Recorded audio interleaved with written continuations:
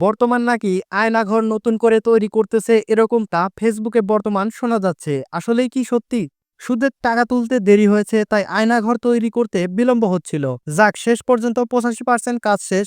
রং মিস্ত্রি রঙের কাজ করতেছে, ফাঁকে রাজমিস্ত্রি ছবি ভাইরাল করে দিল। দোয়া করে যেন তাড়াতাড়ি কাজ শেষ করা হয় যায়। শুনলাম সুদানির পুঁতে নাকি দেখতে যাবেন। ভণ্ডামির চরম নিচে চলে গেছে এই সুদানি পুতরা।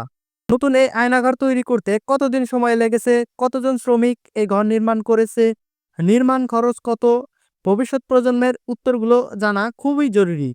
কারণ কোনো একদিন বিএস পরীক্ষায় প্রশ্নস্বরূপ এগুলো আসতে পারে। বর্তমান সোশ্যাল মিডিয়া খুললেই এরকম অহরহ পোস্ট পাওয়া যায়। বিভিন্ন ব্যক্তি বিভিন্ন ধরনের পোস্ট করে দিয়ে চলেছে এই আয়নাঘর সম্পর্কে। সোশ্যাল মিডিয়ায় ভাইরাল হয়েছে নতুন আয়নাঘর নাকি ইউনূস সরকার তৈরি করেছে।